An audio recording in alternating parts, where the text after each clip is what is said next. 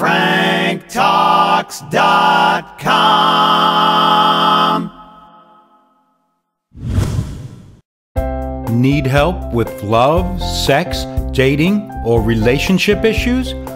Help from Frank Kermit, the best-selling author and Canada's most international relationship coach, is only a click away at franktalks.com. Relationships, sex, passion with Dr. Laurie Betito. Hear the show live weeknights 10 to 11 on CJAD 800. Welcome to Passion, a show all about love, sex, and relationships. I'm Dr. Laurie Betito. I'm a clinical psychologist and sex therapist. Tonight it is our regular monthly feature that we call Dating Dilemmas. We find one or two dilemmas we want to talk about. And, of course, with my usual co-host for this segment, Frank Kermit of franktalks.com. He's a dating coach. He's a best-selling author. He's an educator and a relationship columnist for the West End Times newspaper. And he joins us every month and has been doing so for several years now. 2, 3, 4 years? I don't even know. Frank, how many years? It's going to be 3 years. 3 years.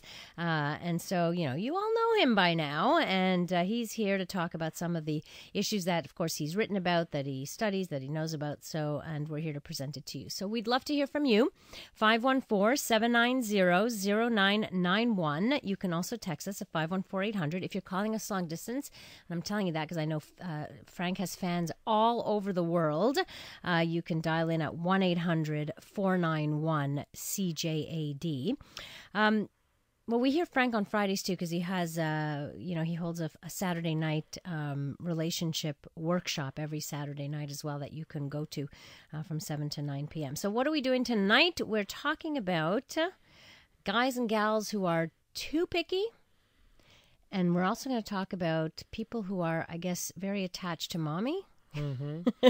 And how that can harm their success in the dating world? Very much so. Okay. Very much so. People who refuse to really grow up and constantly seek their parents' approval, even after they have to become adults, trying to forge lives of their own, have families of their own, but still needing approval of mom and dad for major life choices that they really should be talking to their partners about. It's interesting. I've known a few. I've seen a few in my practice as well, of mostly men, some women, and the women tend to be like very late bloomers, virgins until they're in their 30s, don't go out much, go to work, come home, take care of mom and dad kind of thing. Some guys, too, that still live in mom and dad's house. Mom still cooks dinner, does the laundry, does everything. And you're right about the approval. I remember meeting one person whose parent did not approve of a girl he was dating, and so it never really went anywhere. And the guy just, stayed home, didn't really take it any further, and still at home, sometimes in their 40s and their 50s. People tend to think that, oh, you're a mama's boy, you must be weak, you're a daddy's girl, you never really go out there and get your own life, you're not independent. People don't realize that the parents play a role in how the child turns out. If the child is always remaining dependent and seeking approval from the parents have played a role to condition the children to sometimes feel that they can't be independent, they can't be on their own. Right. When I'm trying to explain to a man, let's say he's following through on my adult male virgin program, which is a program for adult-aged men who basically never grew up and never got a girlfriend. One of the things I try to explain to them is, you can actually do your own laundry. You can actually manage your own finances. You can actually get your own apartment. The shock that comes over them when they get to that realization, because up until that point, they just figured, well, I can't do it. And why would you feel that as a grown adult, you couldn't learn how to do your own laundry? Well, is it possible the parent says, well, you don't need to. Why should you go? You're not married yet, and I'll do it for you. And so they get to feeling like maybe they can't, and that's only a woman that can do that kind of stuff. Sometimes it's that. I've often found that it gets to the point where I've dealt with men who have said things like, but my mother says that if I move out, she'll die. Oh, right. Well, that's not great parenting. No. It's love. It's a lot of love, but it's It's love to an unhealthy extreme. Right. We're dealing with guys who, when they've attempted to do their own laundry, their mother would freak out on them and say, "Why are you doing this? You don't love me anymore. You're trying to say I'm not a good mother." And this entire using guilt and shame and all this Right. emotional manipulation to basically keep a guy stuck. And I've also seen this with adult women who, instead of saying, well, I got a husband, I got kids, I have a life here, and these are the people I need to be thinking of. No, I can't move out of the province because my parents are here. And they're not necessarily thinking about what's best for their own family. They're still thinking about what's best for their quote-unquote real family, their parents. But sometimes we have attachments to our family. Like, I think I wouldn't want to leave Montreal. My whole family is here. And my parents are fortunate. All their kids are here. But, everyone, married and independent. But still, I would not like the idea of not being able to see my parents on a regular basis. I like the idea of being in the same, and especially as they get older and older. Do you know what I'm saying? Like, Listen, there's to me... what you're talking about is a healthy attachment there. You basically want to be close to them. But let's look at a situation where they're struggling to find work. A job offers come in outside of the province. It's a great job. It would put the family on easy street, a lot of security there, a lot of benefits. No, we can't go because I have to be close to my parents. Well, Right. you got kids to think about as well. You have a husband, you have a life partner who you need to make those choices with and look at what's best for your immediate family. And when you can put the needs of a parent over the needs of your own partner and children, that sometimes... Well, that creates conflict in a marriage. There's no Exactly. question that I've seen that happen quite Exactly. often. But tonight, of course, we're talking about in the dating world. So people who are maybe overly attached to their parents, who have difficulty getting out there dating. And I think that's one of the focuses that we want to talk about. Have you ever, maybe you are a mama's boy or a daddy's girl. Maybe we can define what daddy's girl is too. Can you be a mama's girl? Do you see anything wrong with it? Have you ever dated somebody who you felt was too attached to their parents? And we also want to talk about what it is to be too picky in dating. Have you ever been accused of just being too picky? 514-790-0991, or you can text us at 514-800. Where does the whole pickiness come from? How do we even define being too picky? Okay, well, let's be clear here, because I don't want to sound unfair to anybody out there who's actually got standards. Now, there's screening. Yes, we do have standards. It's important Hopefully. to have standards. Okay, it's important to have standards. And if you're screening, it means that you're testing the person to see if they have certain qualities, certain criteria that you want to date. Right. And There's then- nothing wrong with that. No. Right. And then there's people who settle. And by people who settle, I'm talking about someone who says, I'm not happy with this choice. I'm not happy with this other person, but I'll settle for this other person despite not being happy. Or as happy as I think I should be. Exactly. Mm-hmm. So, we're not dealing with someone who says, well, this person that I'm dating doesn't come with a certain element I would have liked, but it's a preference. It's not jugular. I'm okay. That's not settling. At that point, we're dealing with some compromise. Right. And that's okay. Compromising is okay because nobody's perfect. Right.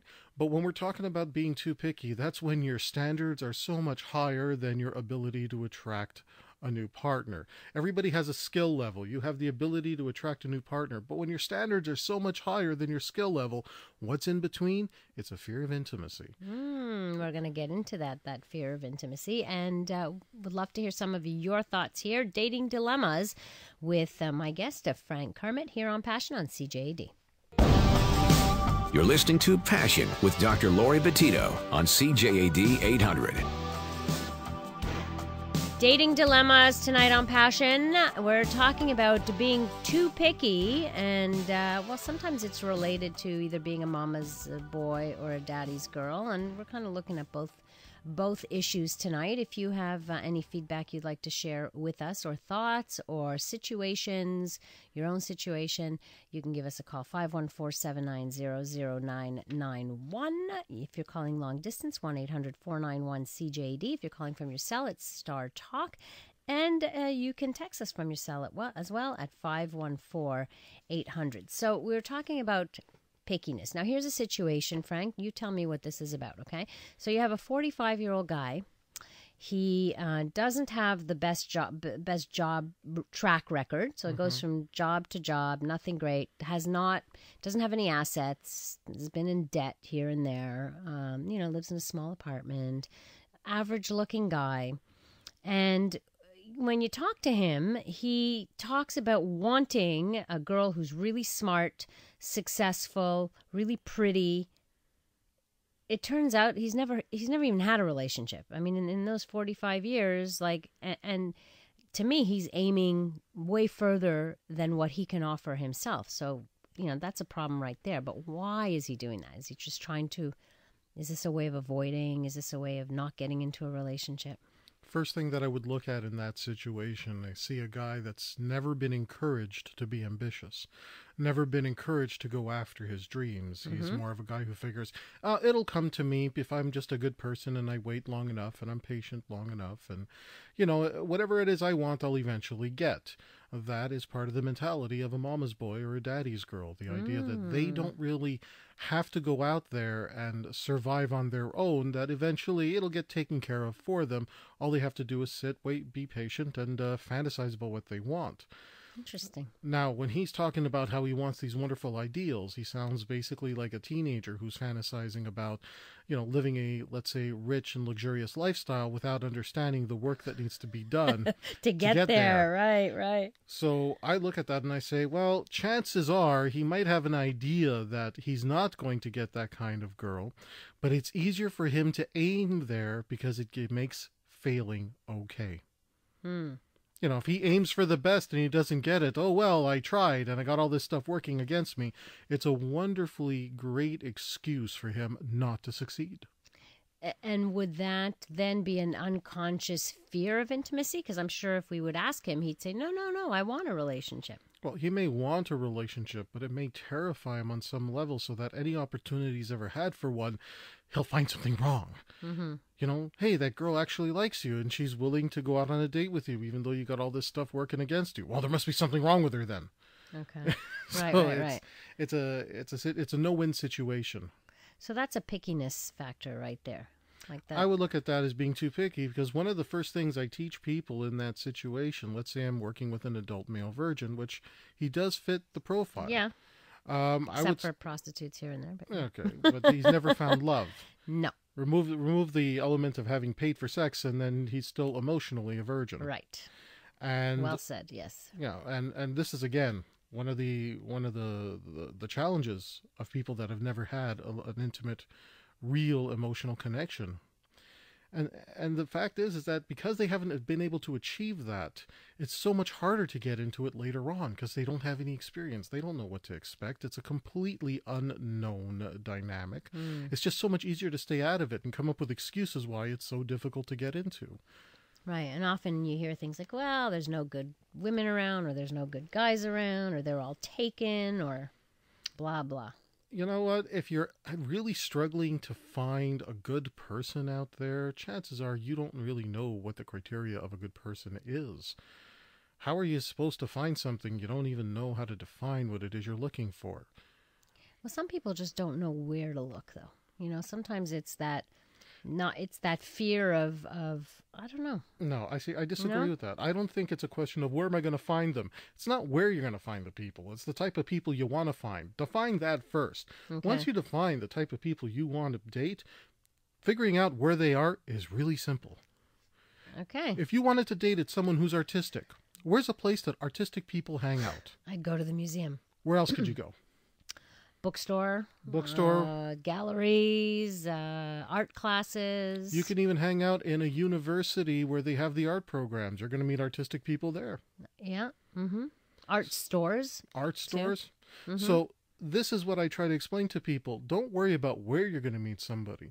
Start defining the criteria that you're seeking, because that's going to tell you where those people hang out. Right. So if you're looking, let's say, for a serious, professional, going and hanging out at the bars is not necessarily where you're going to find that person. No, at that point, you're going to want to go to conferences that are in town. You're going to want to definitely hang around the office buildings around lunch hour. You want to go downtown into those areas, figuring you see somebody on the street, they're out for lunch, it's a chance to approach, say hello, and meet somebody. Didn't think about that. That's a good one. Okay, that's good. Now, you did a speed dating event not long ago, and I'm just wondering, with speed dating, you meet a whole bunch of different people, a few minutes, and then you decide whether you want to whether you want to connect with them again or not. And if you match up, you go on a date. Did you notice any pickiness going on there? So much. Really? So much. I actually had people coming up to me throughout the event saying, well, I really like the person, but I don't know. And my response, of course, is, look, I can't tell you to choose somebody or not choose somebody. But just remember, even if you say yes and you do get matched up, because there's a chance you're going to say yes and they haven't chosen you anyway. That's right. You're only obligated to go on one coffee date. Right. Give the person an opportunity to sweep you off your feet, guy or girl. And you're hemming and hawing and hemming. Look, did you see any major red flag? And if the answer is no, give the person a chance. Right. And if you didn't see a major red flag, but you're hemming and hawing because, well, I don't know if the chemistry's there. You're not going to know in 5 minutes anyway. Exactly. The fact is, the person might be completely awesome. Just because somebody may not be your type doesn't mean they're not your life partner. That's right. That's exactly right. I tell that to people all the time. Okay, and here's where the pickiness gets extreme. We've had people who got matched up, who after they've been matched up, after they've met somebody who says, I want to date you and you want to date me, they're telling me on the phone, I'm not really sure. I don't know if it'll work. Well, nobody knows if it'll work, right? And I guess that's where people hold back. Let's speak to Harriet online. Hi, Harriet. Hi. How are you? Good evening. Very good. I enjoy your show very much. Thank you. And you know what? When you were saying about the parents actually being quite significantly to blame for that whole failure to launch thing. Mm-hmm. And, and I'm like 60 years old, and I see it amongst a number of my peers. Oh, yeah? Oh, yeah. Like, first of all, they say, like, the guy's not good enough, the girl's not good enough. Like, most of my friends hate their future daughter-in-laws. They're never good enough. And or else they show passive aggression. So, like, let's say a child wants to move out or do something. They'll make little comments. They won't help them. The whole guilt trip. The whole right? guilt, the Jewish guilt trip too. And I'm familiar with that one. Yes. And it's just like, or they're living at home and they say, "Oh, my son loves my meatballs." Mm-hmm. And all this, it's like it makes He me can't want to live. barf. He can't live without my meatballs. He Don't can go. live very well. It's it's fulfilling their needs. And another friend, I hope they're not listening, said like the daughter is like 25. She wanted to move out, and so the mother says, no, like so and so in the family is going through a difficult time. He needs her. She can't move out. And all sorts of things going on. I won't say too much. Yeah. And you know what? It makes me. I hear you. It's unbelievable. I mean, then they send the kids to therapists. Save your money. Kick them out. I mean. That's right. Sorry about that. Go it's on your your business. own. No, it's fine. Listen, I'd rather not be that busy with those kinds of situations. To tell you the truth. The whole thing about forging an adult relationship and allowing them to make their own mistakes. Yes, that's what it's all about. Lives, that's like how you did. learn. Yeah. Exactly. Yeah, we all screwed up along the way somewhere, little bits here and there. That's how you learn. You do learn. But if you're right. The parents have a lot to play in this, and I think it's kind of misguided love. We love our kids to death, but we have to know when to let them launch, and that's a very, very good point. Course, Harriet, you made some great points. Thanks so much for calling in. You're very welcome. All right, bye-bye. You know what? That's ask about moving out, for example, starting life on your own. I think my kids asked me, they're young, they're still 17, but they said, when is a good age to move out? Like they're already thinking, I want to get the hell out. I want to be on my own. I want to be independent. Like you could see the itch of wanting to explore the world and have roommates. And, I said, you can move out when you can afford to move out because mommy ain't paying your rent, So when you get a job, go to school, you can pay for an apartment. I'll cook you the occasional meatballs and bring them over, but I'm not paying your rent. So I think it's very important to remember that ignorance has never been a form of protection. And what some parents do is that they try to keep their kids ignorant about their own power of independence. And a lot of parents, and I grew up in this type of environment, try to shame and guilt their children when the children start to reach out and become independent. I remember when I got my first regular part-time job. I was in college, and rather than just be content with staying at home and taking money from my father, I wanted my own money. I wanted independence. I got a part-time job, and my father would not speak to me for a week. Really? My father would not speak to me for a week. I guess I was lucky. I got my first job at 14, and I never stopped working. I worked all the time. I had summer Loved jobs. it. I had summer jobs before that, but when I finally got the regular part-time job throughout the year, no, it was this horrible thing, and how could I? And obviously, I'm doing something horrible, and I'm thinking, What? We're going to continue to talk about this. Wow, it always goes into very interesting directions when we talk to Frank. If you have some stuff to say, you can at 514-790-0991. You're listening to Dating Dilemmas here on Passion on CJAD 800. You're listening to Passion with Dr. Laurie Betito on CJAD 800. Dating Dilemmas tonight on Passion. Frank Kermit is here with me from franktalks.com. He's a dating coach, best-selling author. He's an educator and relationship columnist for the West End Times newspaper. He does private coaching as well, especially for people who are in the dating game and are trying to understand. Works with a lot of men, trying to understand the emotional needs of women. That's what I love about you, that you really help out the guys trying to figure us out and what we need and how to approach it, rather than, scare us away. Because I think a lot of women get creeped out, I also help women understand the emotional needs of men and why some men may like you but not want to commit to you, which is really what women struggle with. Women don't struggle to get tension. They don't struggle to get sex. They struggle to get that commitment. And it's about figuring out what emotional needs a man has, how to address them, and how to get his commitment. And how are women picky? How is women's pickiness different from men's pickiness? Do you see that? A man will be very picky about what a woman looks like.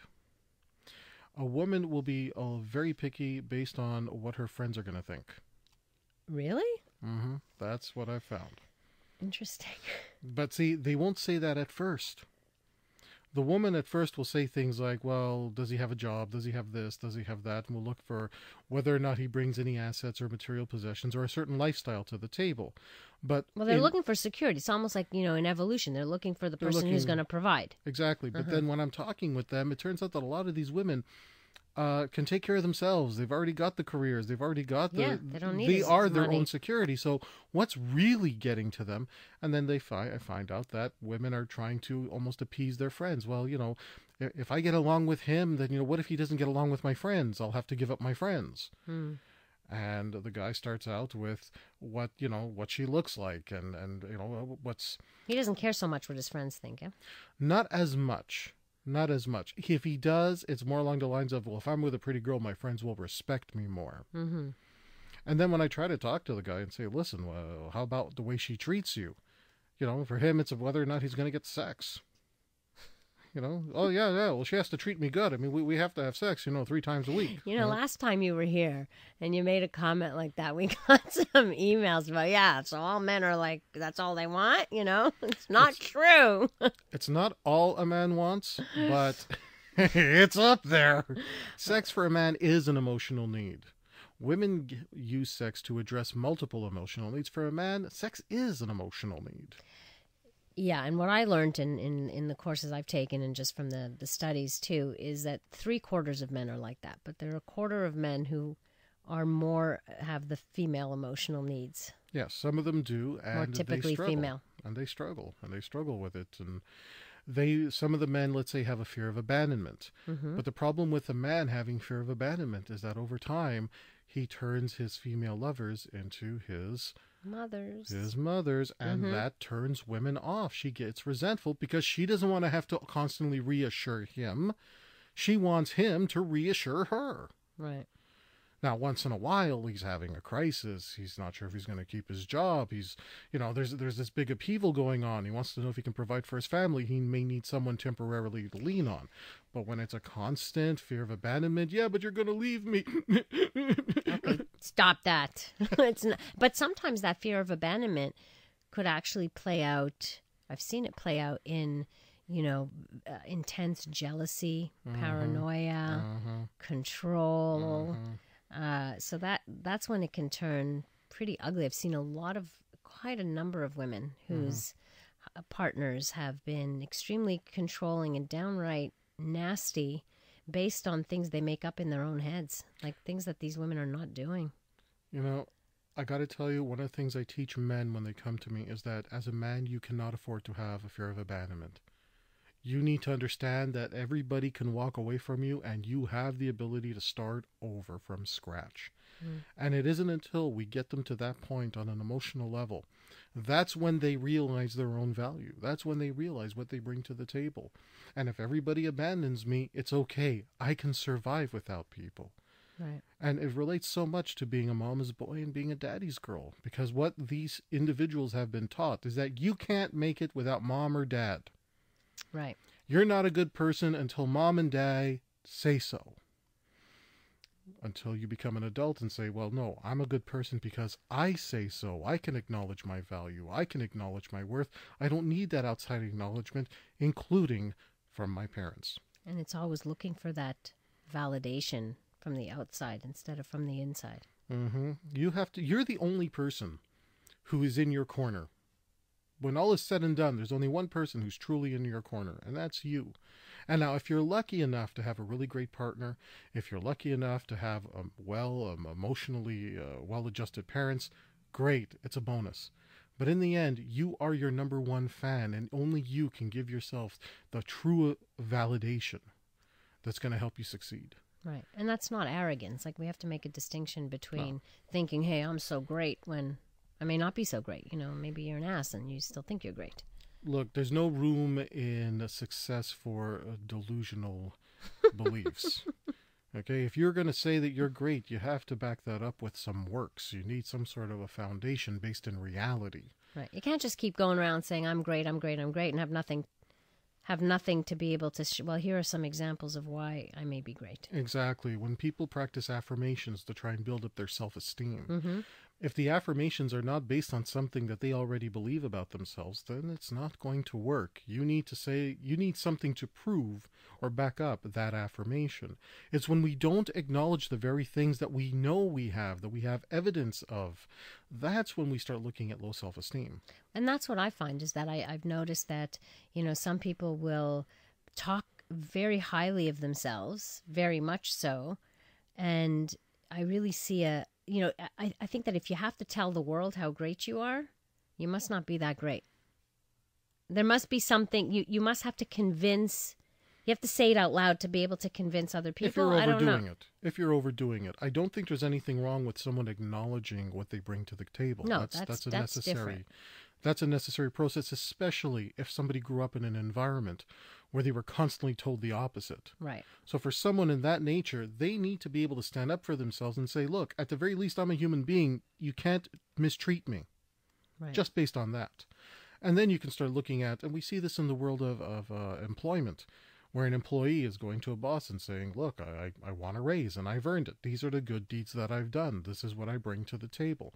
People need to be proud of what they bring to the table. Sure. It's when you are constantly throwing it in people's faces, when the context doesn't really require you to constantly prove yourself. Right. That's the red flag. Right.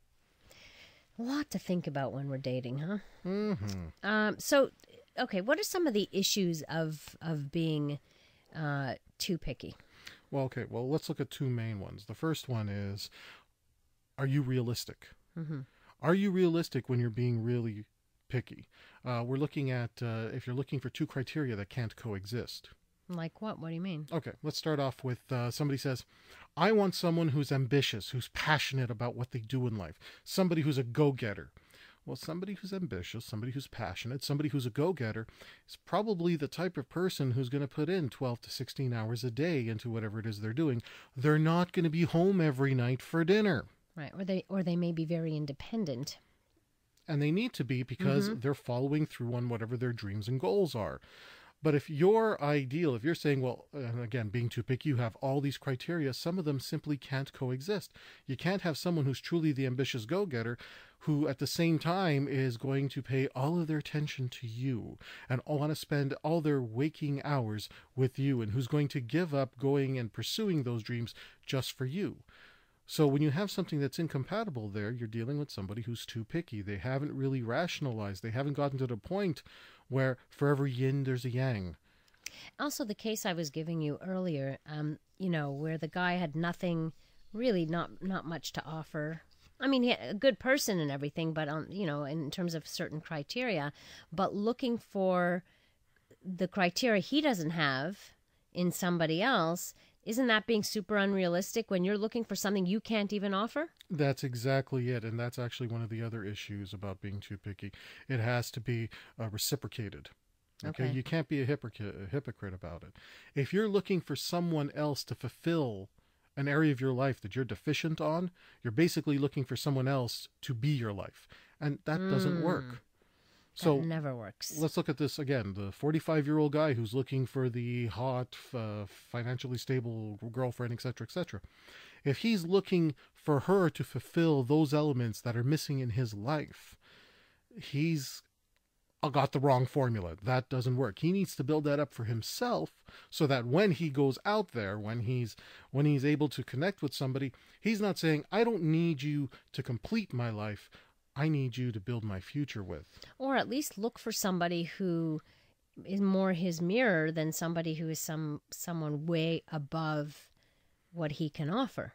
So it may not be a woman who's terribly successful, but it might be somebody who has a nice job, steady job, whatever, who lives in an apartment, who may not have assets, just like he doesn't have assets, but they can build together. One of the games I play with clients is to try to figure out what it is they value. So if I was sitting down with a 45-year-old man in that situation, I'd ask him, okay, what are some of the things you value? Let's look at the type of people you would want to be with. Well, if he wants to be with somebody who's beautiful and takes care of herself, great. Do you value exercise? Do you value nutrition? And he says, yes. I'll say, no, you don't, because you're not living it. So if you're not living it, then you're not really valuing it. It's not part of your core values. And this is where some people get a wake-up call saying, well, wait a minute. If I love it in other people, why am I not acting it out myself? And this is where we delve into personal hypocrisies, and we try to fix that. Interesting stuff. Here's somebody who has a question for you. Hi, Frank. I read in one of your articles about the transition from monogamous to non-monogamous. How can this radical change happen? From monogamy to non-monogamy? Yeah, did you write something? You would have to look at what the relationship structure you're in gives you, what it is you value about it, and see if those same values can be respected in a different relationship structure. So if you want to go from monogamy to non-monogamy, and the reverse, if you want to go from non-monogamy to monogamy, look at what the relationship status you're currently in gives you. What is it you value about it?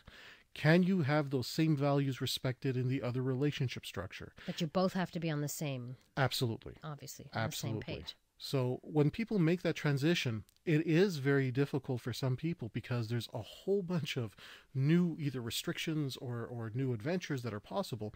A lot more rules to follow. A lot more rules, and you got to set those rules out ahead of time. Thanks for your text message. You too can text us at 514-800 or call us 514-790-0991. You're listening to Passion on CJAD 800.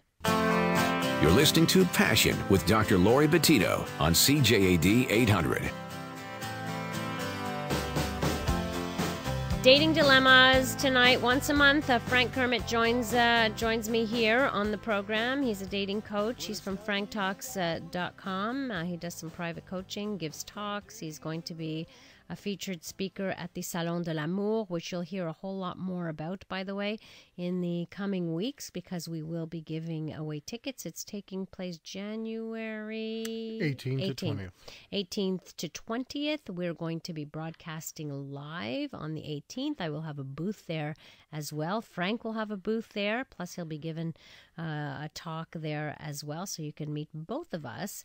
And speaking of meeting, I want to do a little shout out to Jess, also known as Boo. She's a big fan of Passion. She's a big fan of Frank's, so she'll be coming out to visit you at the salon, I'm sure. I hope so. And I hope to meet a lot of you. And it's always a fun time because it's always fun to meet face-to-face with people who actually listen to the program. So, all right, we've got some text messages for you. Frank, I have been going out with my girlfriend for 3.5 years. We have both been divorced within the last 5 years. Every time we get into an argument, we both jump to thinking the relationship is over. I am 55 and she's 53. Could this insecurity come from our past failed marriages? Any suggestions on how to avoid jumping to this assumption? I really love this girl and don't want to lose her or her me over something stupid. Good question. Very good question. Obviously, with a couple of failed marriages in the past, it's going to make you terrified that every time you get into a fight, it could be the beginning of the end. One thing I would suggest for the two of you, give me a list of criteria that would have to happen for the relationship to end. One of the things people have to realize is there is no happily ever after. You're going to fight with your partner, okay? You're going to disagree. You're going to get on each other's nerves. Sometimes you're yelling at each other for no other reason than you're both really tired because neither one of you slept the night before. Right. A fight does not mean the end of a relationship, but you do have to come up with your criteria. You do have to be able to say, look, if X, Y, and Z happens, the relationship will end regardless of how I feel about you.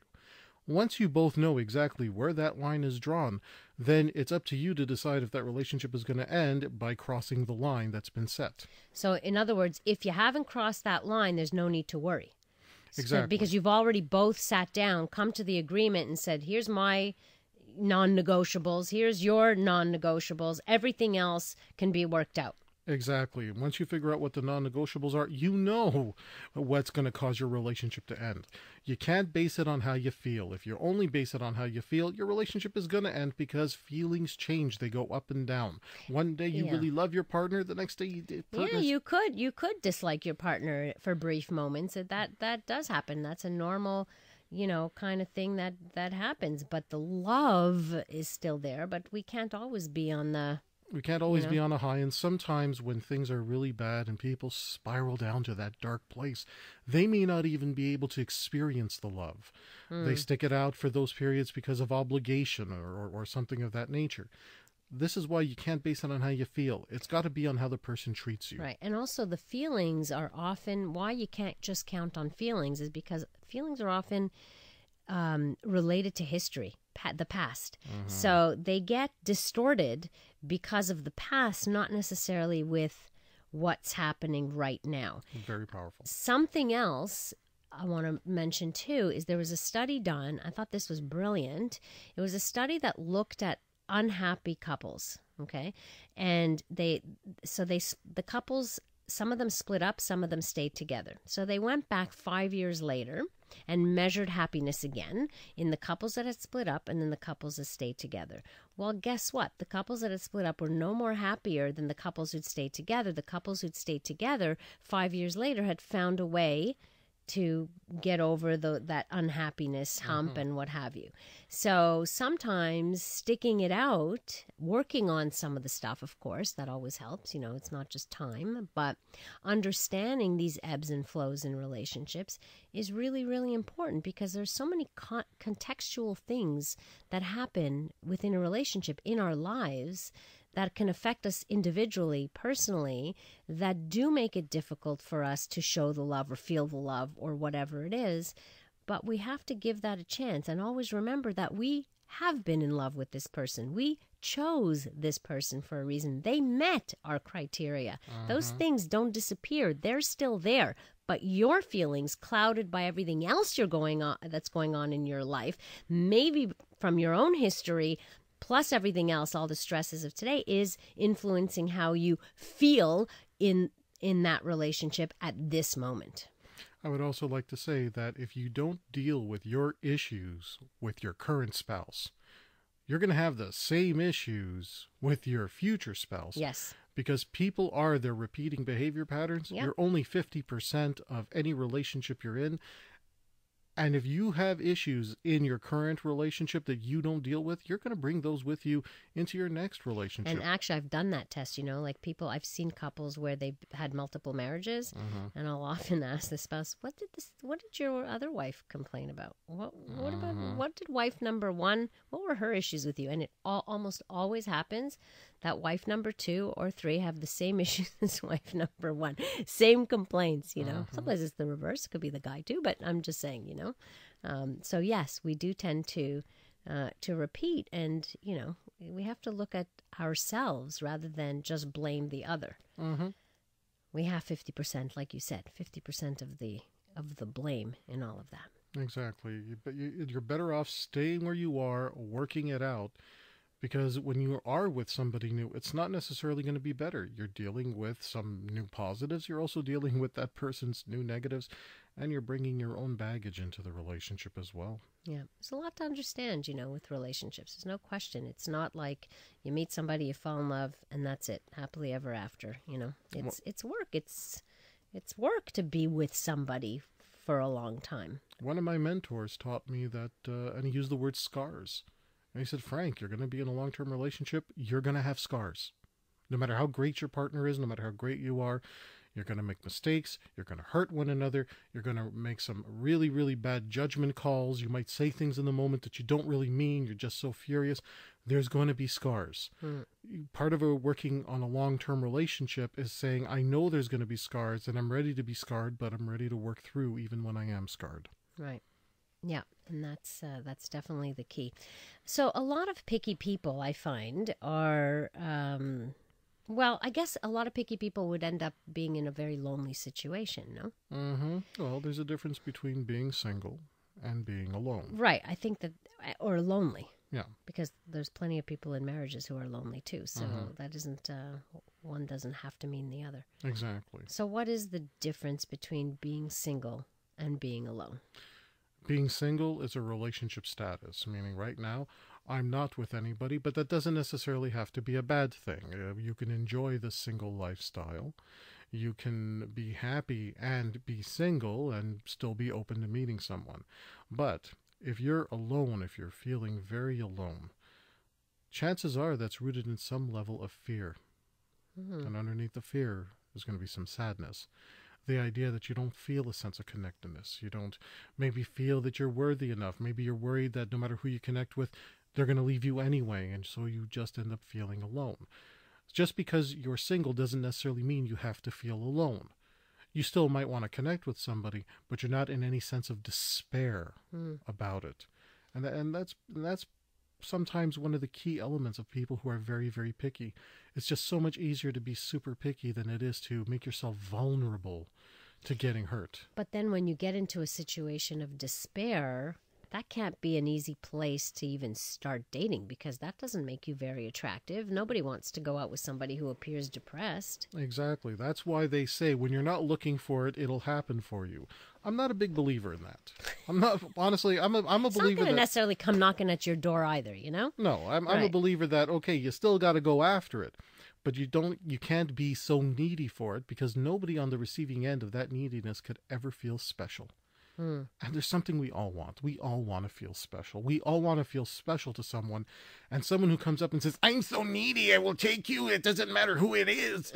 As long as you want me. As long as you want, exactly. Well, there's nobody's going to feel special on the receiving end of that. That's why we try to downplay that. And when you're going out on a date, it's not about saying, boy, what is it that I could do for you because I want you to choose me. It's about going out there, learning about yourself, by dating and getting yourself into a bunch of different situations, and trying to figure out what role the other person can play in your life. Very different mindset. Yeah. When I'm dealing with someone who's super needy, whether it's a guy or a girl, I don't send them out on a date trying to say, this is what you have to say to prove that you're going to be super wonderful. You need to be a little bit more cautious and ask, what can that person, what role can they fulfill in my life based on the things that I want? But I don't know what I want, says many a client. That's the problem. So you got to figure out what you want first to be able to go out and really explore it. Exactly. There's so much self-awareness that comes into it. So a person who's in that state of despair, What do you recommend right away? Start figuring out what kind of a future lifestyle you want. Okay, where do you want to live? How do you want to live? Day-to-day lifestyle. Once you've figured that out, your goal now is basically, and this is just the mindset. You're not going to behave like this conversationally, but the mindset is, I now have a job description. I got a future that I have planned for myself. This is what I'm doing to achieve that future. Now I'm going to go on a date and I'm going to see if this person can fulfill that role. And if they can't fulfill my long-term roles, could they fulfill some short-term roles? So you got to know what you want. Oh, yeah. Frank, always fascinating talking with you. And we will talk with you on Friday night. You're still going to have a workshop on Saturday night? I got a workshop every Saturday night and a speed dating event on December 29th. Oh, wow. Right. Great. Right in time for New Year's. December 29th, another speed dating event. Hope it's as successful as that first one was. Wonderful. Thank you all for tuning in. Thank you to Brad Smith for his technical work. If you need to reach me, passion at cjd.com. You can also follow me on Twitter at Dr. Laurie Sex Talk or on Facebook, of course. Listen to Passion with Dr. Laurie Betito, live weeknights 10 to 11 on CJAD and CJAD.com. Need help with love, sex, dating and relationships? Visit franktalks.com.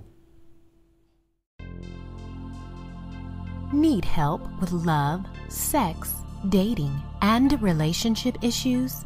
Help from Frank Kermit, the best-selling author and Canada's most international relationship coach, is only a click away at franktalks.com. Coaching available in person, by phone, and by Skype. For singles, couples, and alternative lifestyles, franktalks.com.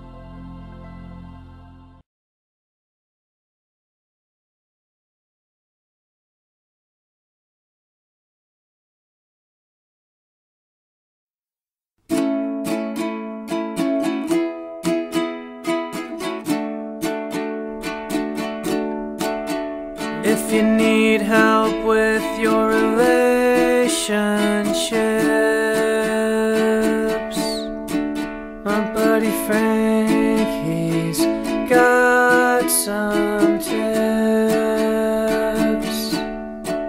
Just go to franktalks.com. His advice is better than your mom's. He knows what you're going through, Frank has been there too. So log on to franktalks.com.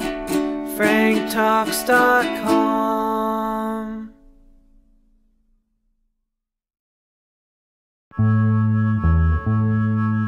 What do you do when you feel like a fool? When your heart has been broken again?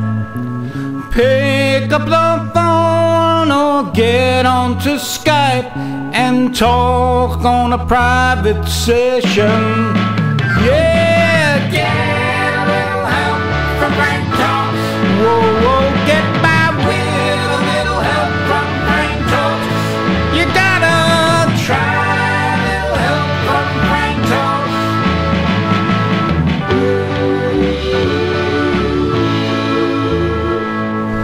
What do you do when your love goes away? Try coaching one-on-one.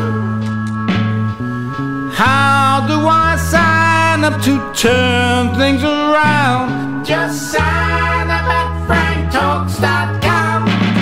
Yeah, get by with help from Frank Talks. I get by with little help from Frank Talks. Time to try a little help from Frank Talks.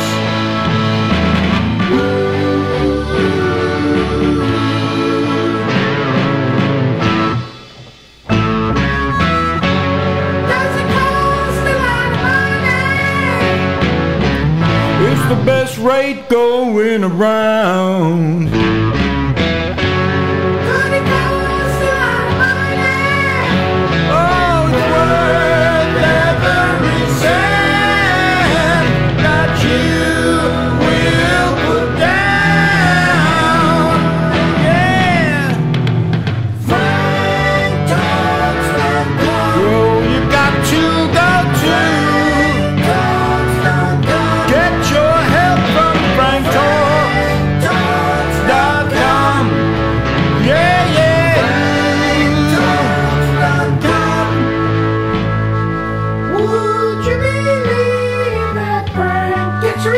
results. Yes, we're certain. Just read the reviews. Frank knows his stuff, and Frank's got goods. Good love can soon come.